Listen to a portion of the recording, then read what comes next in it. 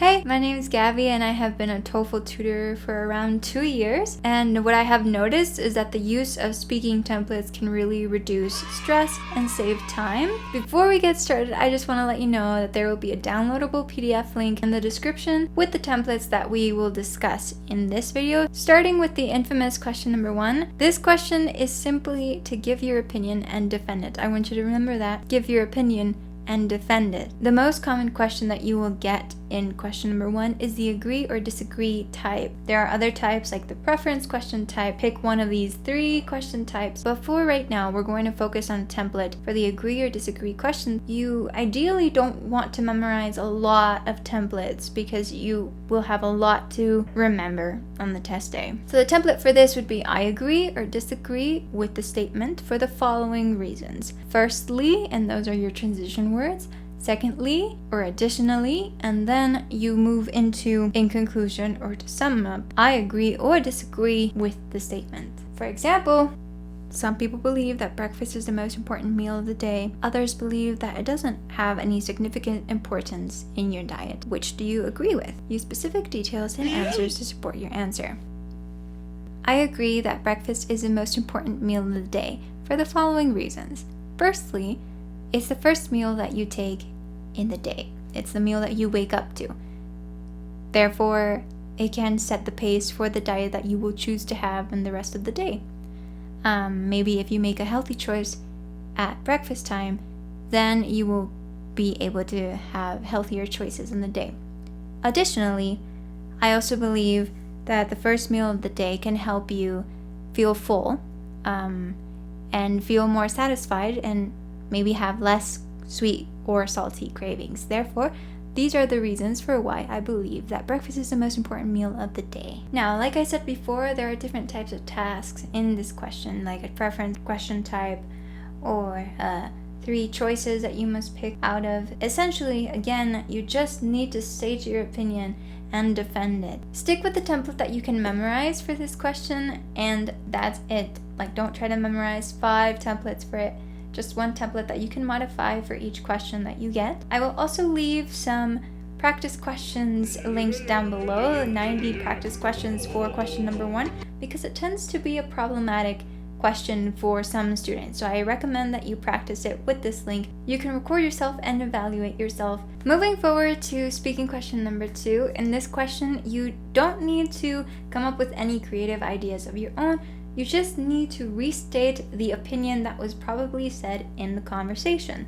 Now, the reading will probably give you some information, an announcement, a policy about any given topic, and then the conversation will be about a man or a woman agreeing or disagreeing with what was said in the reading. Here's how you can do it. The woman or man agrees or disagrees with the policy, article, text, which is about for a couple of reasons. To start with, moreover, and the very optional conclusion of these are the reasons why the man or woman agrees or disagrees with the policy, article, text. For example, let's say the reading stated that in the university, the night classes will be rearranged to the morning, and the woman disagrees with it. The woman disagrees with the policy in the text, which is about rearranging the time in the university for most students that were taking classes in the evening to the morning for a couple of reasons. To begin with, she believes that the students have jobs that they are relying on to survive, and they're relying on to pay some rent, perhaps, and living expenses. Moreover, she believes that the schedule that will take place will probably take them some time to adjust to, and therefore they will lose their productivity and academic prowess as they try to readjust to a different time schedule that they are not used to. To sum up, the woman disagrees with the university policy because of these reasons. Moving on to question number 3. This question is quite similar to question number 2. However, it is usually about an academic topic and a lecture, like a slightly longer listening piece, which will be a lecture. Again, this is just reorganizing and retelling the information that has been given to you.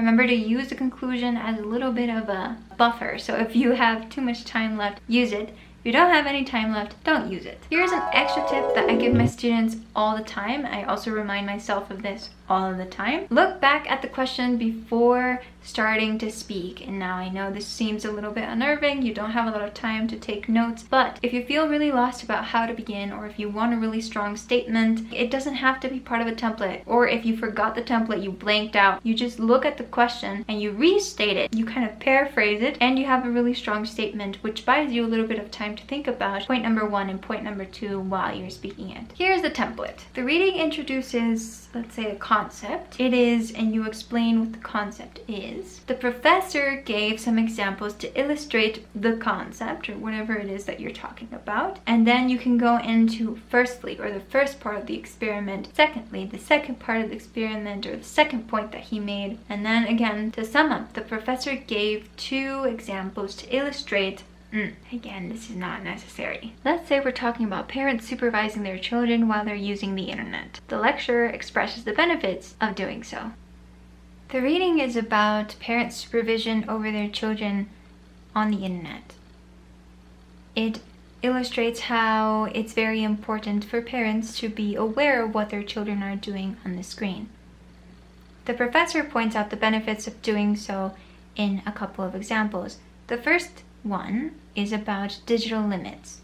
Digital limits are quite important in our society and day and age, and if we are taught from a very young age how to handle digital limits, especially with parent supervision around, we are more likely to respect them as we get older and have more healthy boundaries with technology. Secondly, he points out how there are uncontrollable ads on various websites. Therefore, it is quite necessary for parents to be aware and take care of what their children are watching as they are trying to learn about something or entertain themselves. Let's talk about the last question. Now, this question, again, you have to retell what's going on in the lecture. You will only get a listening, so it's quite important for you to take really good notes while you're listening, because you won't have a backup reading to rely on to remind yourself of what the topic was about. Here's the template. The lecturer professor spoke about, talk about the first experiments, the first part, the first point that the professor spoke about, talk about the second part, so secondly, or to begin with, additionally, any of those transition words work. And then lastly, to sum up or to summarize or in conclusion, the professor believes because of the 2 reasons stated. You could also end with the professor thinks because of the reasons stated. Let's say the professor talked about urban wild spaces, how cities can be used as homes for wildlife. The professor talked about urban wildlife. He was stating the benefits of having cities that could be able to be adapted to wildlife or other animals that would be in need of a home. The first thing he stated was the adaptation of wildlife to the city. The first specific example he gave was ducks. Ducks were able to find a pond in the city park and were able to make a very comfortable and happy home for themselves and were quite content. The second thing that he talked about was how we should be able to build our cities to accommodate wildlife in the architecture. Therefore, we could build dams, or we could build chimneys that could hold or harbor different species of wildlife and protect them.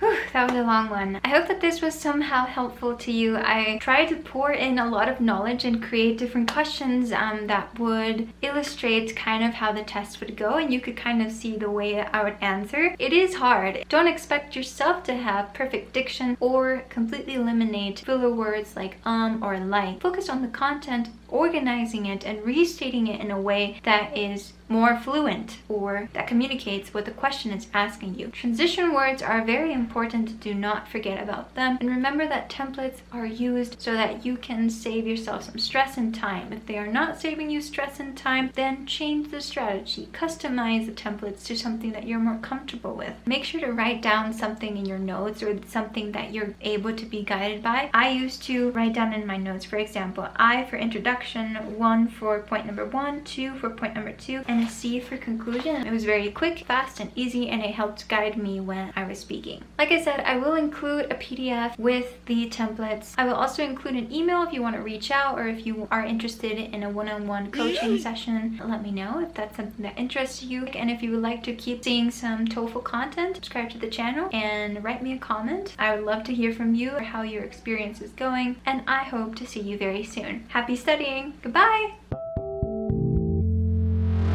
Wanna be side by side. I wanna be side by side. Do you wanna be side by side?